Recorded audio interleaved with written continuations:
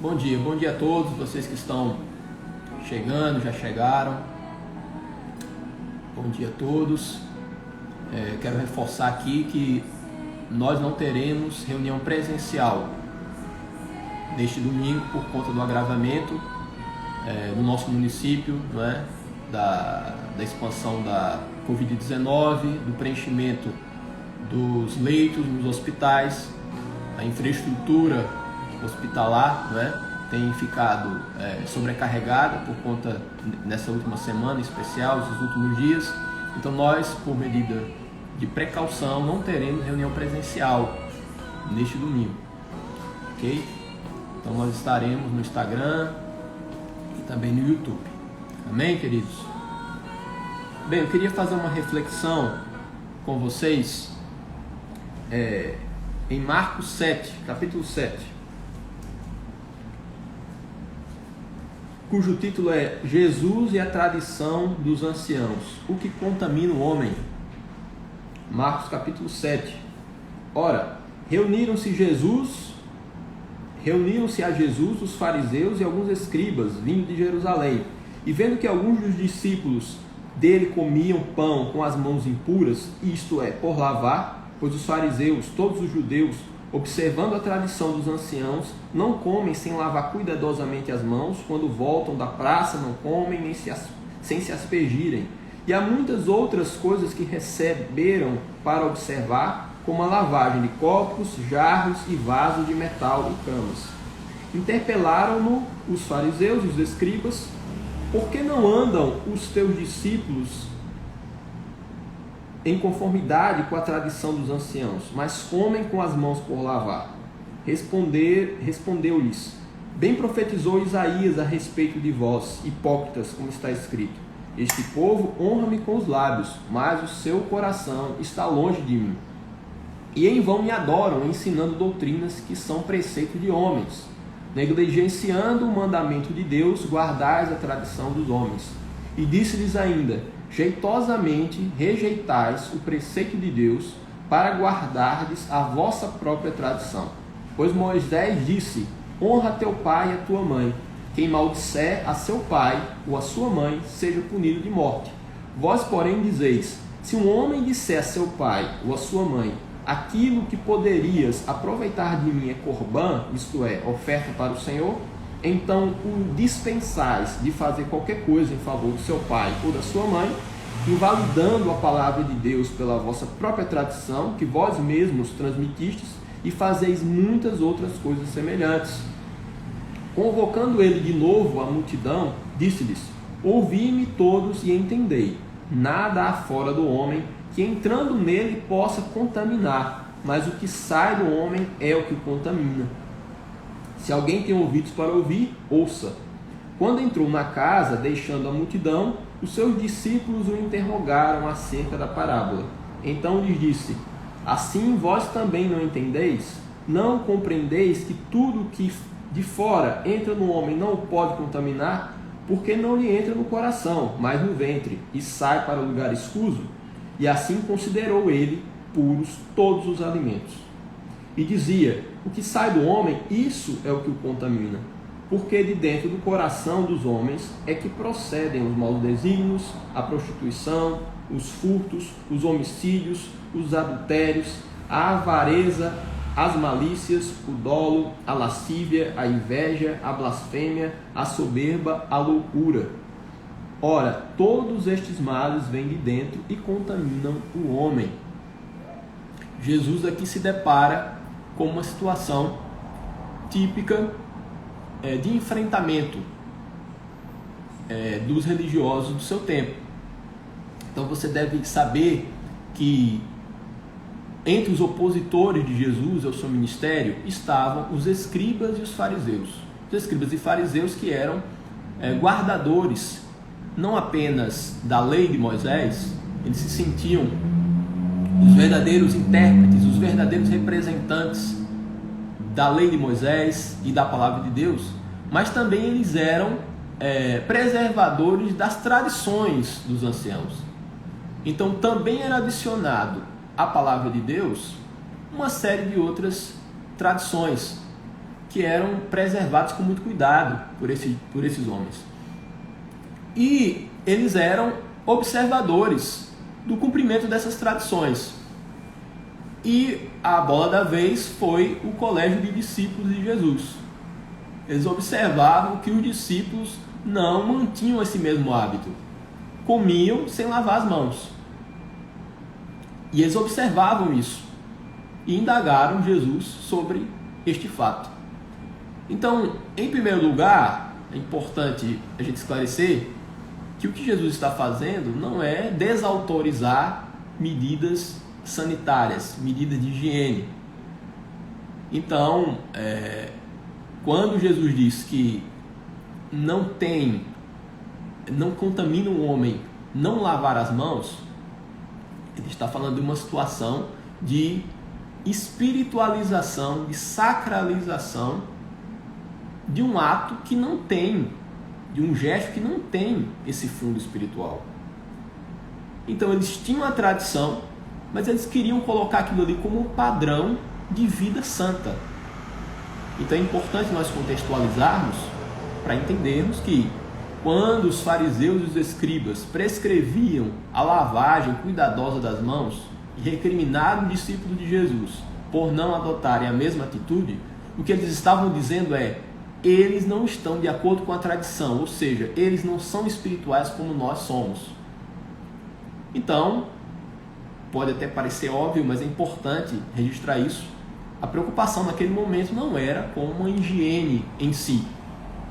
Até porque, uma época que não existia a noção de micro-organismos patogênicos, de seres invisíveis a olho nu que trazem doenças para os seres humanos. Isso é de 200 anos para cá, né, com Louis Pasteur, no século XIX ainda. Então, depois de muitos anos, né, que essas teorias, né, se consolidaram, e hoje nós sabemos dos males que o gesto de não lavar as mãos pode trazer para o corpo.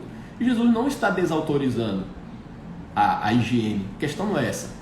É colocar a tradição como um fator de qualificação espiritual.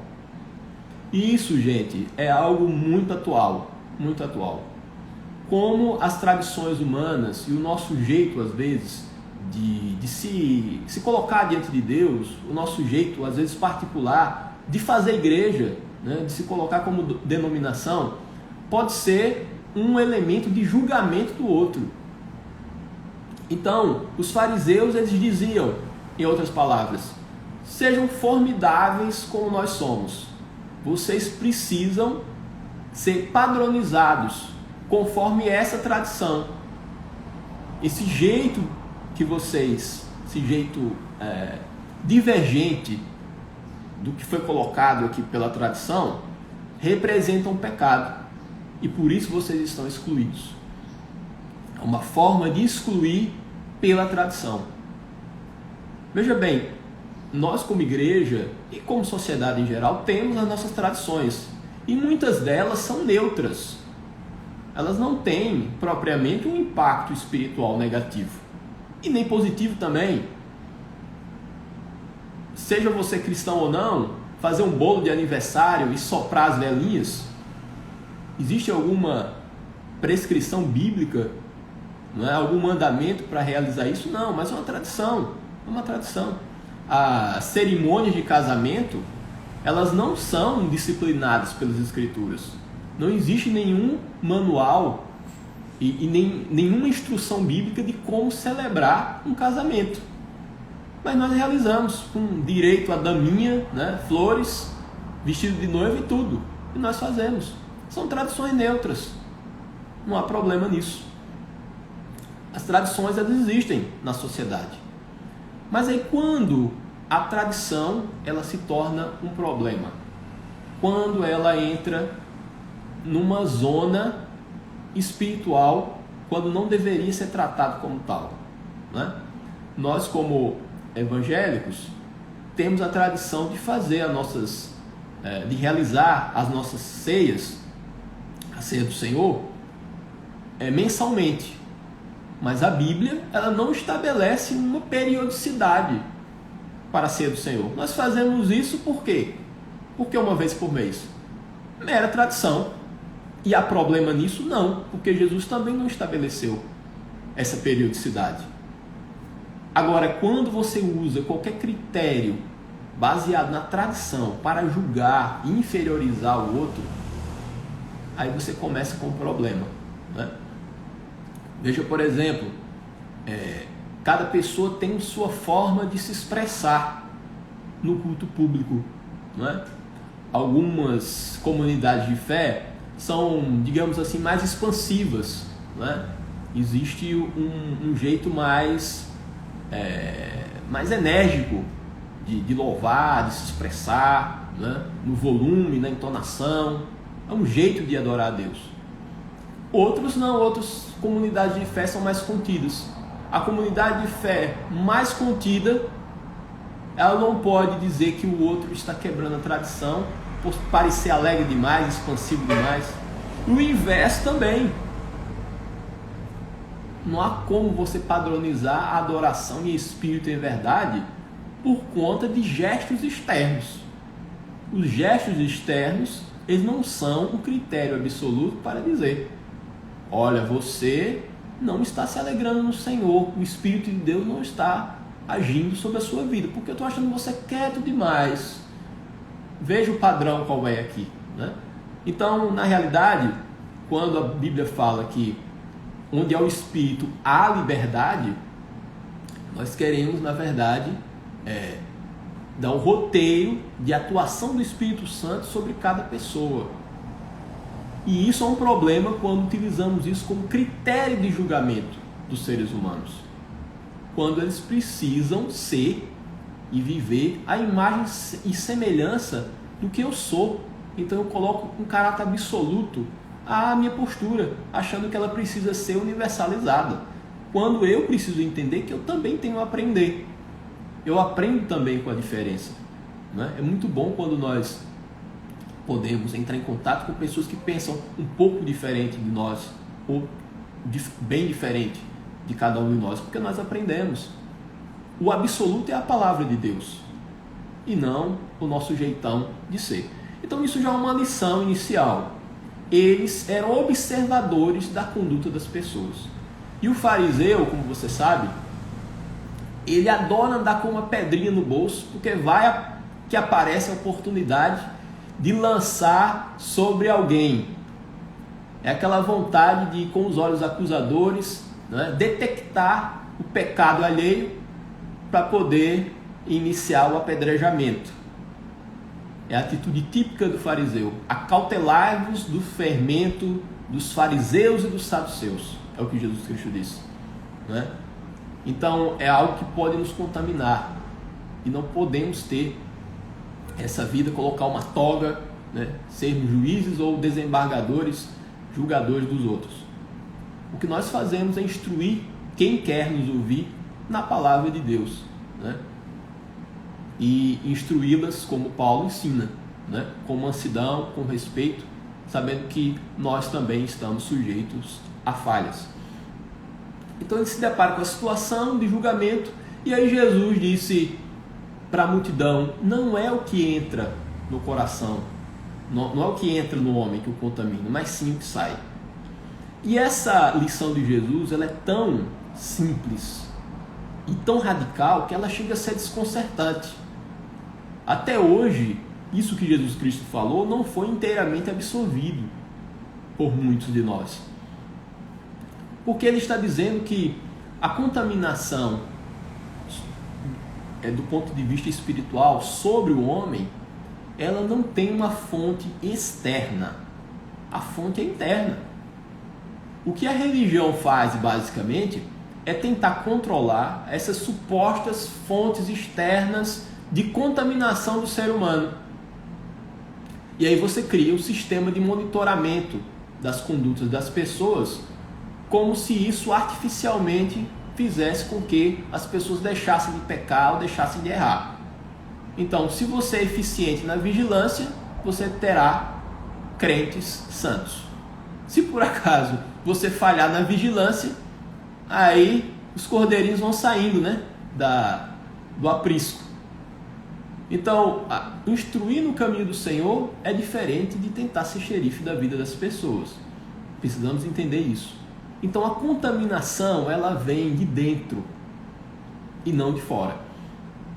Eu gosto muito de exemplificar e ilustrar com fatos históricos, porque entender a história é um passo importante para compreender um pouco o nosso presente e até fazer um prognóstico do futuro, né? Você deve, já provavelmente ouviu falar disso, né? O Jânio Quadros, que sucedeu o Juscelino Kubitschek, ele tem uma campanha chamada Varre, Varre, Vassourinha, né? Para acabar com a imoralidade, né? E a bandalheira do Brasil. E aí uma das medidas que ele tomou foi proibir por decreto, né, o uso do biquíni nas praias brasileiras. Você encontra esses decretos no site da Câmara dos Deputados, ou se você jogar no Google lá, você vai ver isso. Então proibiu o uso do biquíni e também o uso de roupas de banho nos concursos de beleza. Então não poderia usar. Só que o governo dele foi muito curto, né, de 7 meses. E isso criou, na verdade, uma polêmica nacional. Criou uma polêmica, porque você entra num assunto que, na verdade, é secundário em relação ao principal. O principal, naquele contexto histórico, era que o Brasil estava mergulhado numa crise financeira. Então, depois do governo JK, o Brasil estava realmente quebrado, existiam muitos problemas a serem resolvidos, mas isso distraía o público. Isso trazia uma atenção para o que é absolutamente secundário, diante dos problemas gigantescos que o Brasil, naquele momento, estava enfrentando. O que não é diferente de hoje, né? Isso no campo político. Isso no campo religioso também isso acontece. A atenção das pessoas, muitas vezes, é desviada para aquilo que é secundário. Não adianta você fazer um estudo aprofundado sobre os 7 selos de Apocalipse, as 7 trombetas, quando o casamento está aos frangalhos. Não tem sentido.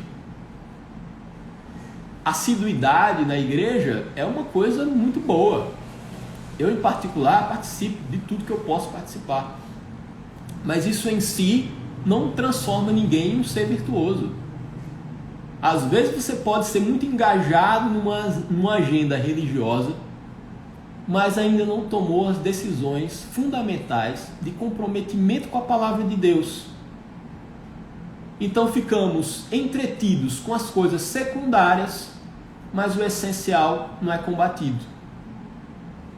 Isso é um problema do passado, é um problema do presente e, infelizmente, isso vai continuar ocorrendo. Nós precisamos entender que a contaminação ela não vem de fora, ela vem de dentro.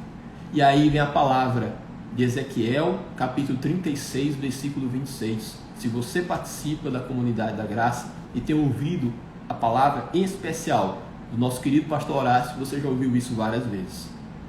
A promessa do Senhor é: dar-vos-ei um novo coração e porei dentro de vós um espírito novo. Então o Senhor ele não quer recauchutar o coração antigo, Ele quer nos dar um coração de carne, retirar o coração de pedra, porque do coração é que brotam as malícias, do coração é que brota a avareza, a maldade, os adultérios, os furtos, a mentira.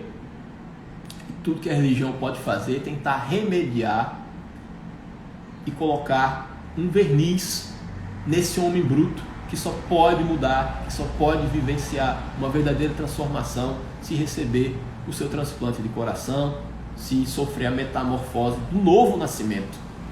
O novo nascimento que traz um novo coração.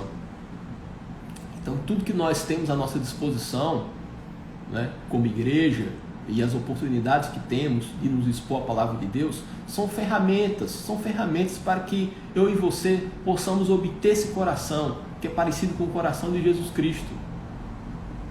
Então, nós não podemos acreditar que é possível ao homem artificialmente, por meio da religião, fazer uma contenção do pecado. que o homem precisa é entrar em contato com o verdadeiro Evangelho de Jesus Cristo, que nos dá um novo coração, que nos faz nova criação. Quem está em Cristo é nova criatura. As coisas antigas já passaram, ou seja, eu não sou mais refém do passado. Ele já não tem mais a capacidade de me prender e de impedir que eu viva todas as promessas que o Senhor já me legou desde a fundação do mundo, como diz as Escrituras. O Senhor nos dá a potência de sermos filhos de Deus, a capacidade de podermos dizer Abba, Abba Pai, de termos a filiação com Ele.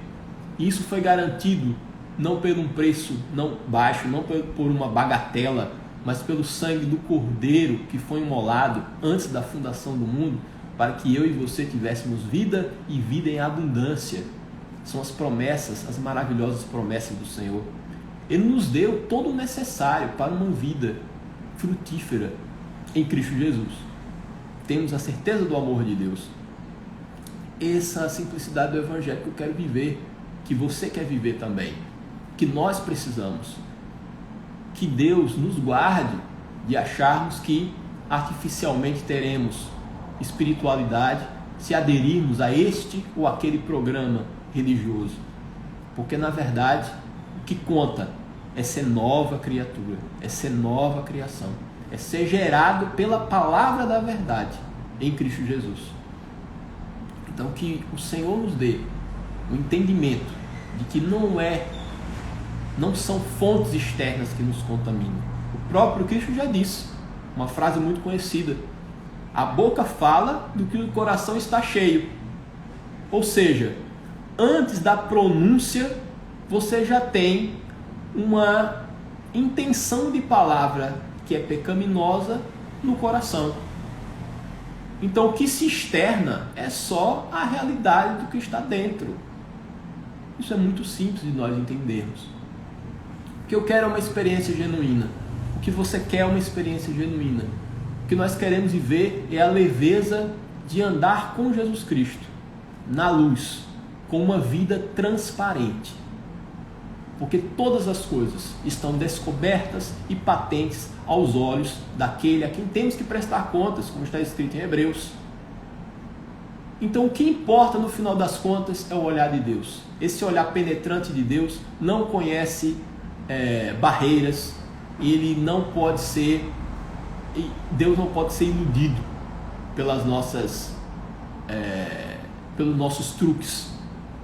Então nós nos colocamos diante de Deus, despidos no coração, totalmente abertos, escancarados para que o Senhor faça o que Ele precisa fazer.